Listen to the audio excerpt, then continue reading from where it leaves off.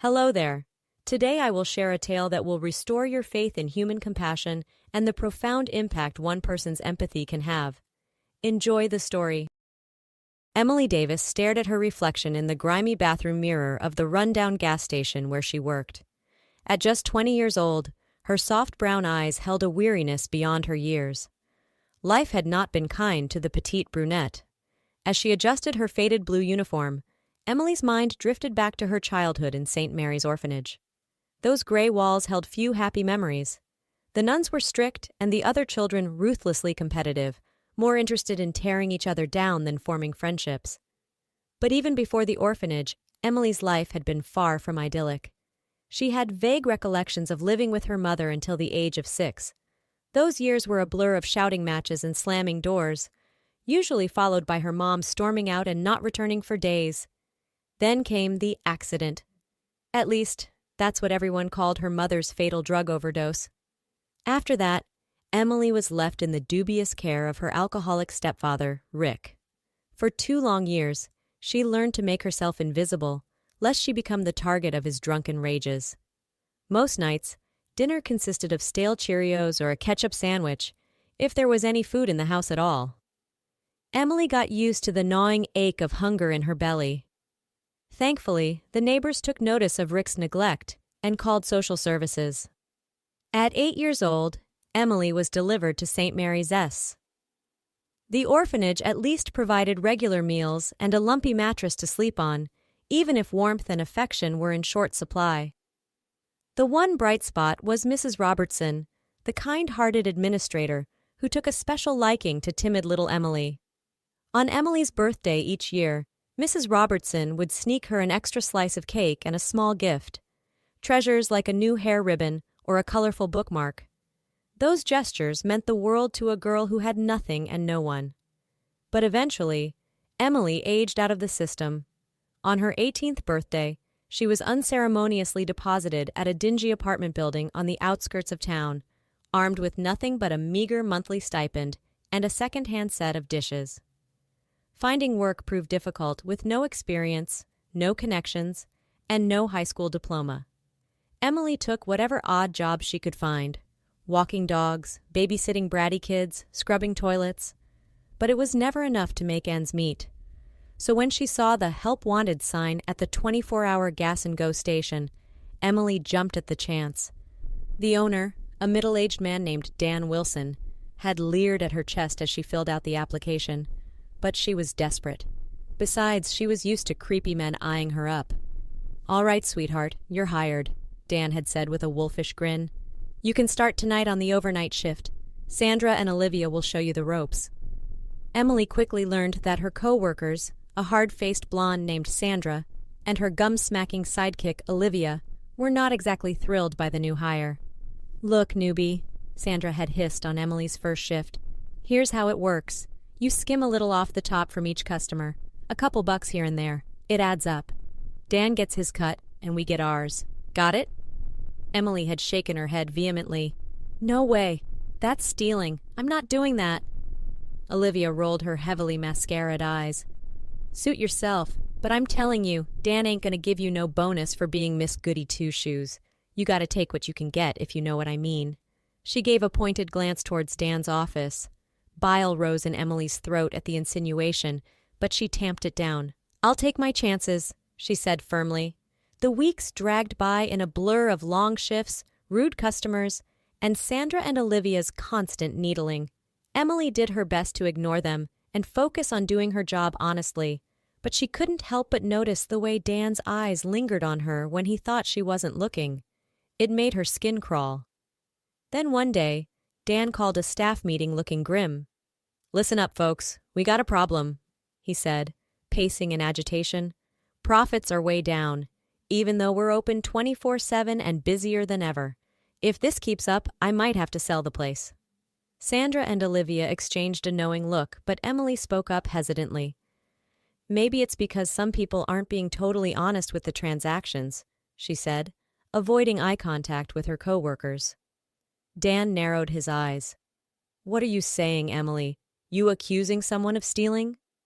"No, I just—" Emily trailed off. suddenly losing her nerve under Dan's intense glare. "That's what I thought," Dan growled. "Now, unless someone has a better idea, I'm going to start looking for buyers." Emily's heart sank.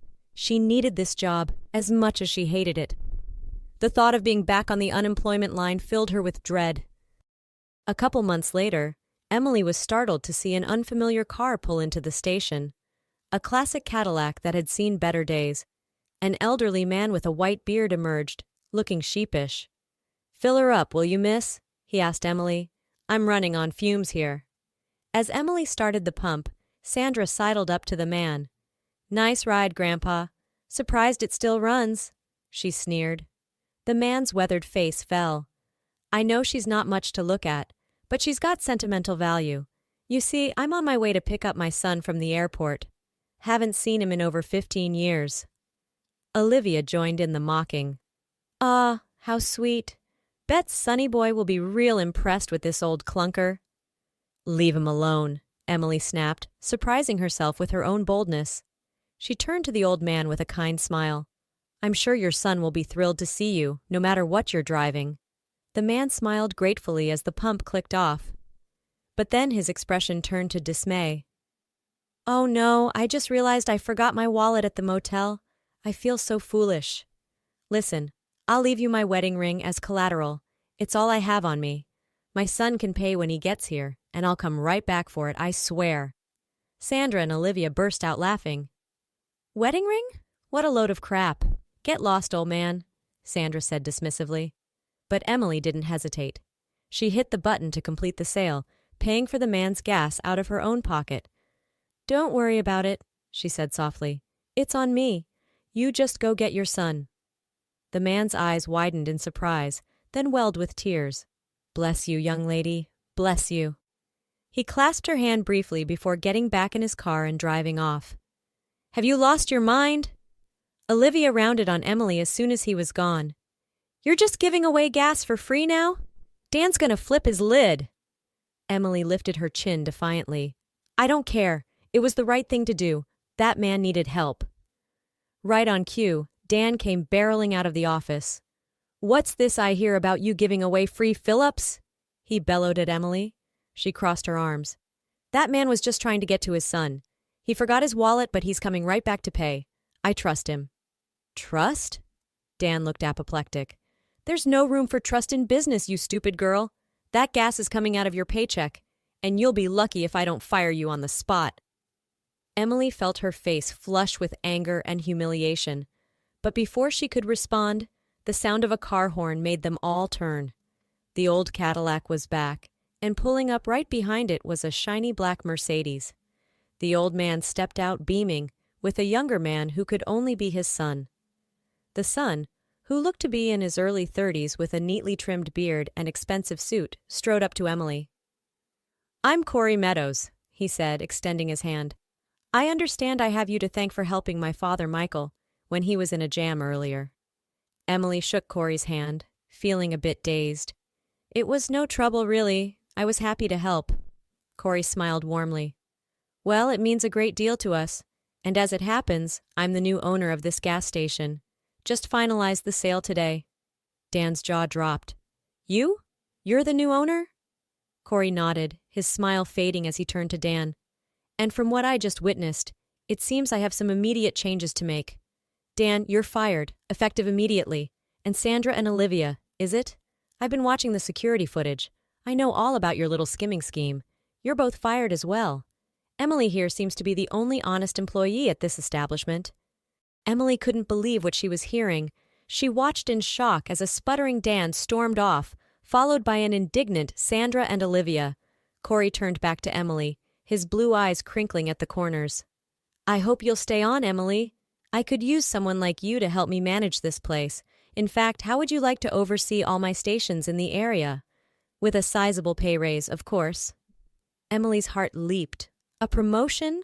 A raise? It was more than she had ever dared to dream. "I'd be honored, Mr. Meadows. Thank you for this opportunity. Please, call me Corey." He squeezed her shoulder briefly, sending a tingle down her spine. Over the next few weeks, Emily threw herself into her new role. She worked closely with Corey to implement changes, hire new staff, and improve the customer experience. She found herself looking forward to their daily meetings, to Corey's quick wit and kind smile. Old Michael would often pop by the station, ostensibly for fill-ups, but really to chat with Emily. "You know, my son is a good businessman, but he can be a bit dense when it comes to matters of the heart," he said one day, winking at her conspiratorially. "He'd be lucky to have a gal like you, mark my words." Emily blushed and laughed it off, but secretly she was falling for Corey.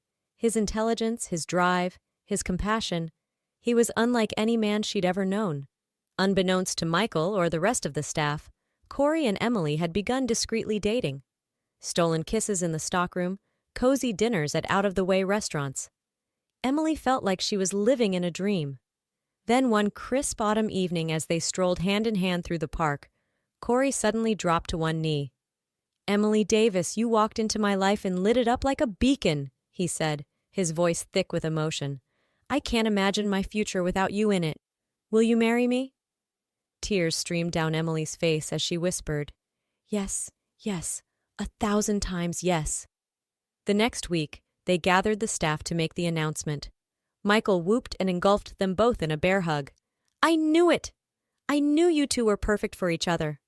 As Emily gazed around at the joyful faces of her new work family, she marveled at the twists and turns that had brought her here. For so long, she had felt like a lost soul, drifting through life with no purpose or direction. But now, with Corey by her side and a bright future ahead, she finally felt like she had found her home. She knew there would still be challenges to face, scars from her past that might never fully heal. But for the first time, Emily dared to hope, to believe that happiness was within her reach. And as Corey pulled her in for a tender kiss, his eyes shining with love and promise, Emily knew that all the hardships she had endured had been worth it. They had led her here, to this perfect moment, to the start of her new life. A life filled with love, laughter, and endless possibilities.